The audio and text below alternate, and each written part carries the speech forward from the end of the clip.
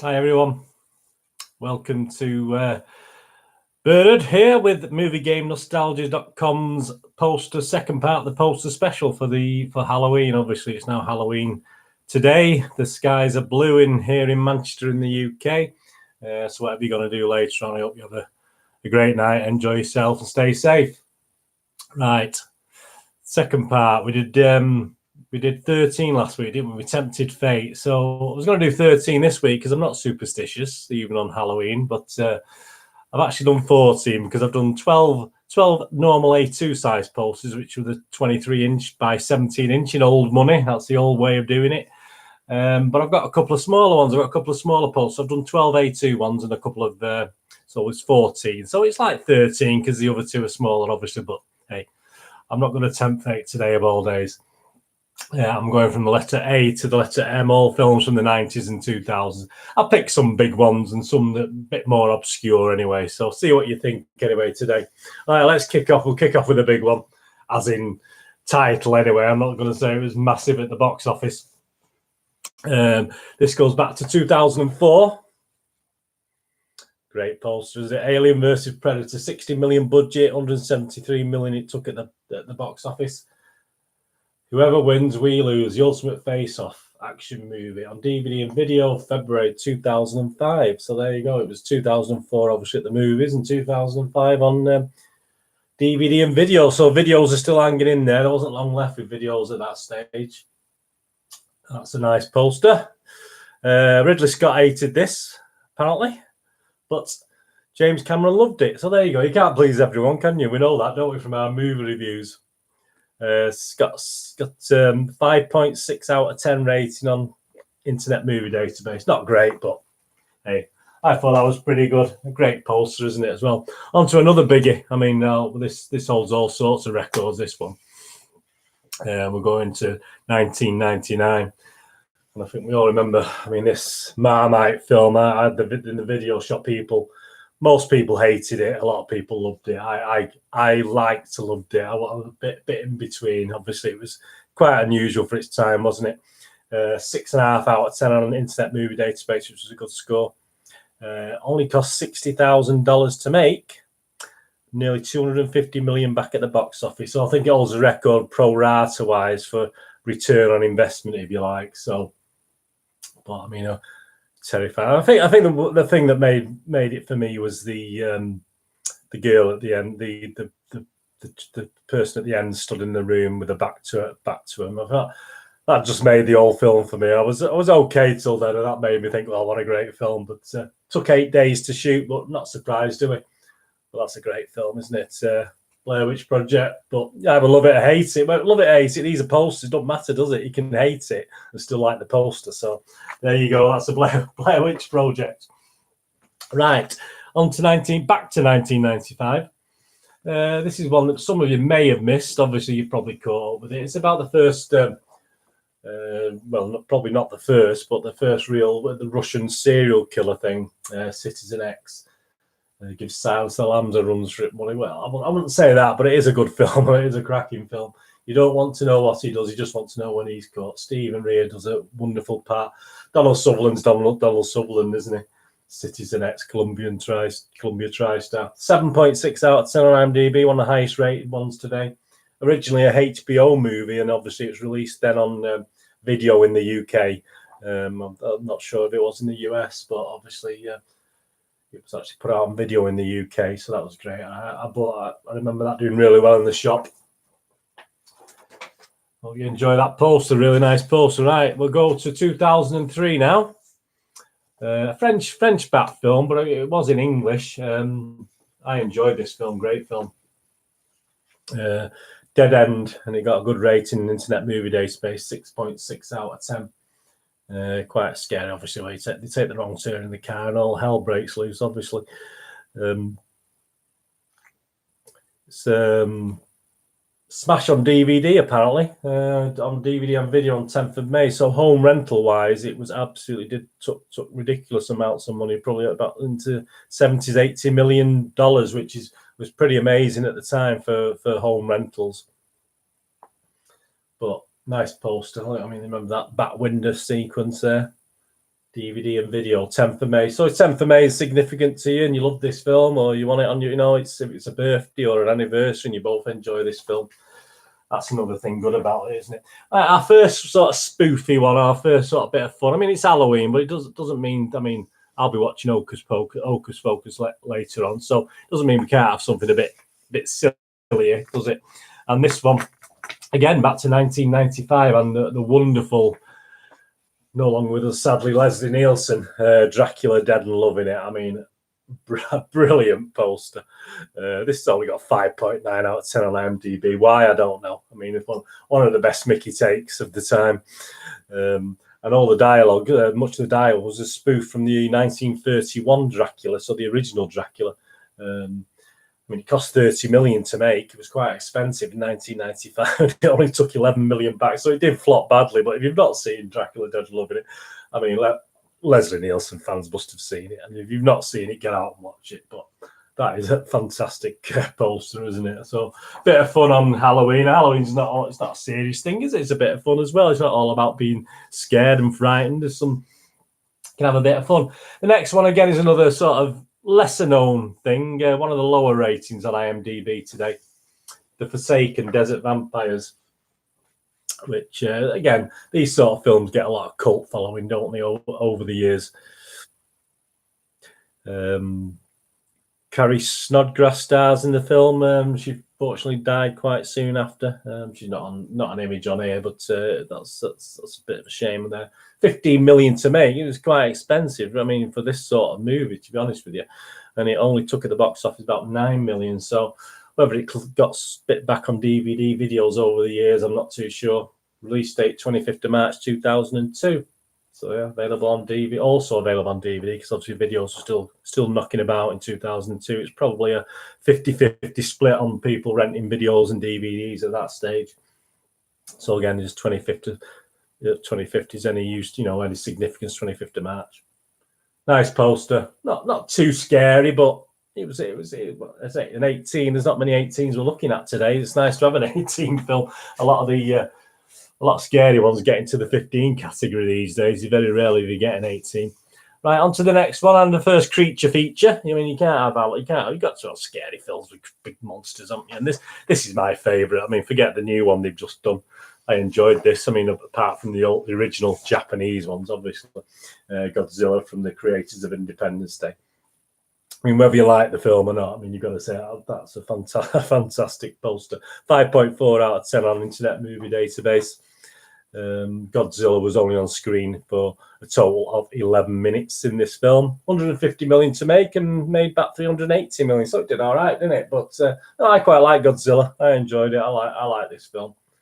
And I think that's a PG, so there you go. Even for a creature feature, I mean, even your kids can watch it quite happily, can't they? Without having nightmares. Just a really good poster. And I did say I enjoyed the film. Obviously, I think 5.4 out of 10 on IMDb is a bit mean. That was 1998 Godzilla. Now a year later, 1999, another film that wasn't appreciated at the time, but I quite enjoyed this, and it was a massive budget. It was a massive budget for what it was. Great cast. The Haunting, Liam Neeson, Catherine Zeta-Jones, Owen Wilson, Lily Taylor. Only a 12 certificate, but hey, as I said, scary movies can have 12s, PGs, 15 ratings. They don't all have to be 18s. But I quite like this. It's only got a 5 out of 10 on Internet Movie Database. Steven Spielberg actually was involved, but he wanted all connections removed, so he had his name removed from any sort of credits with this movie. So obviously, I mean, what's wrong with having the odd turkey? Do you think, yeah, sort of thing? Well, he didn't like it, obviously. I thought it was all right. I don't think there was any harm in this. 80 million to make, and it made 177 million back at the box office, so it made money. Haunting, I liked it. And who doesn't want to watch Liam Neeson, Catherine Zeta-Jones, and Lily Taylor anyway? So, I mean, but a nice poster as well, nice scary house sort of thing there.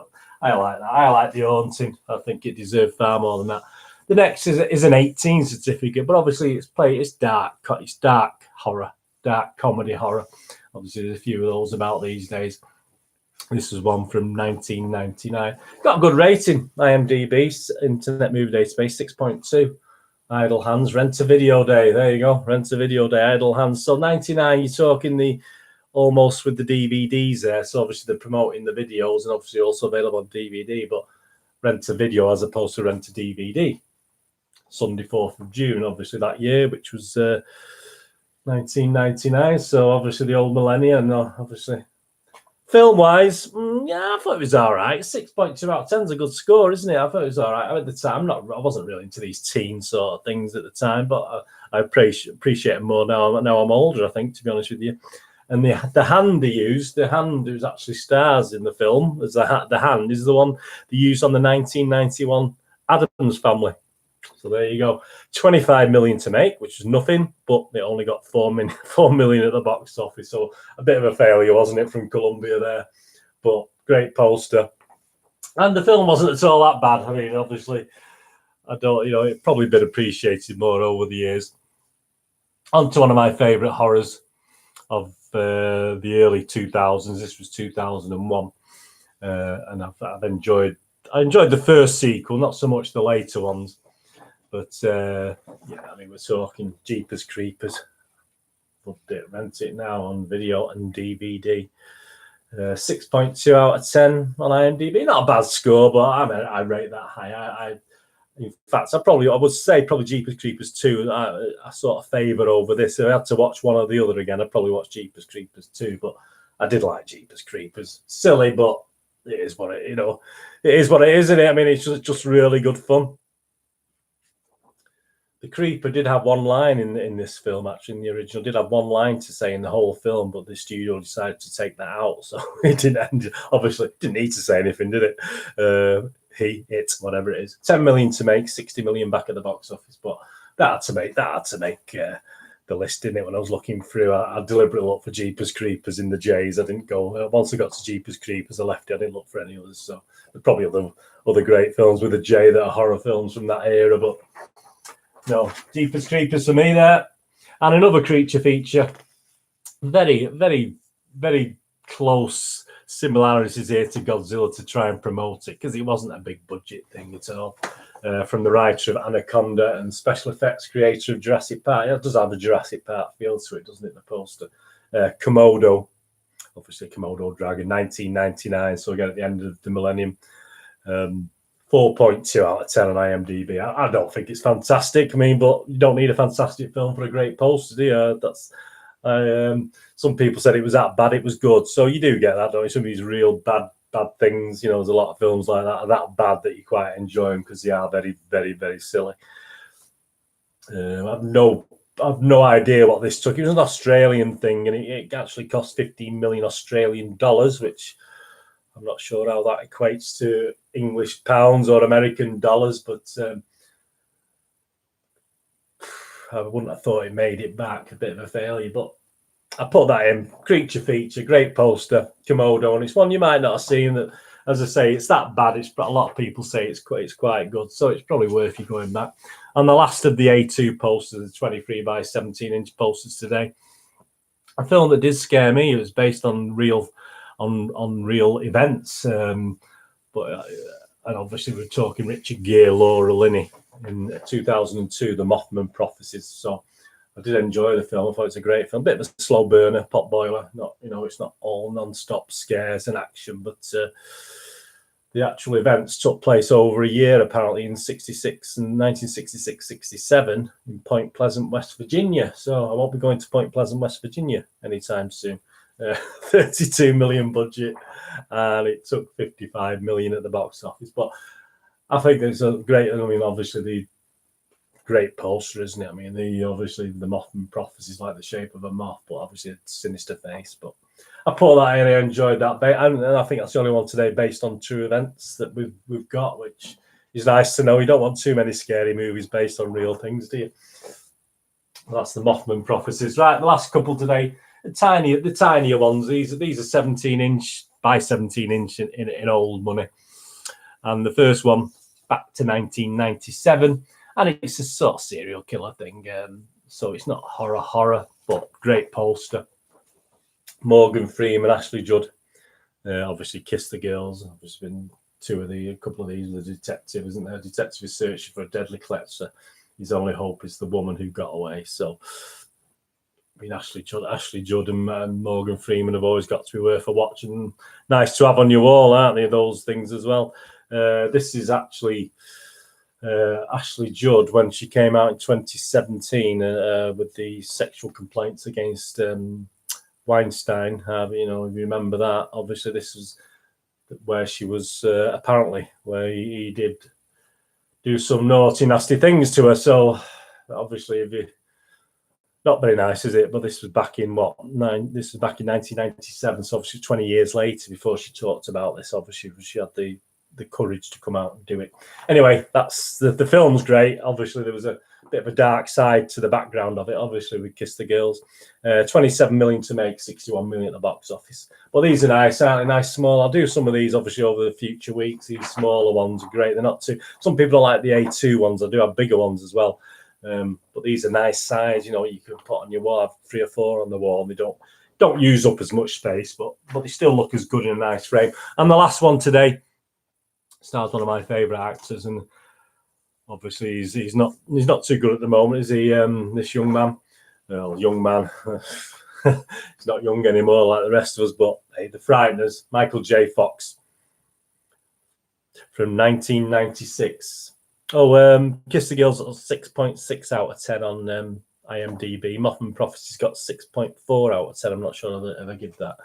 The Frighteners, 7.1 out of 10 IMDb. Good score, well popular. I've seen a lot of stuff on this on Twitter about this recently. People recommended it and saying, look, a lot of people have missed the Frighteners, but it was a really good film. A bit of comedy in it as well, but a good dark comedy, scary film, The Frighteners, with Michael J. Fox. And apparently he got into trouble, Michael J. Fox, because it was quite obviously he kept calling the judge in this. He kept calling him Doc, so they had to reshoot lots of scenes because he kept calling him Doc by mistake because he was so into the Back to the Future stuff. Obviously, 26 million to make. Only got 29 million at the box office, so only just about broke even.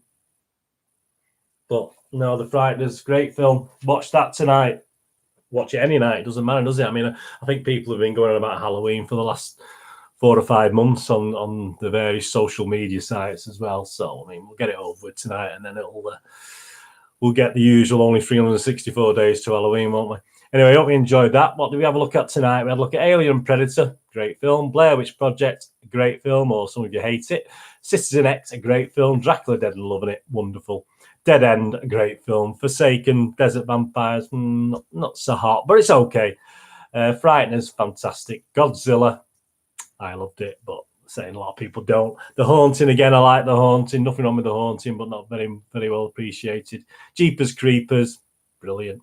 Idle Hand, okay. I probably appreciate it more now than I did 20 years ago, to be honest with you. If I watch it again, I probably will watch it again at some stage. Now I've said that, I'm not going to, see what it's like again. Kiss the Girls, I mean, I've seen that a few times. Great film. Komodo, I probably won't watch that again, but hey, it's that bad, it's good.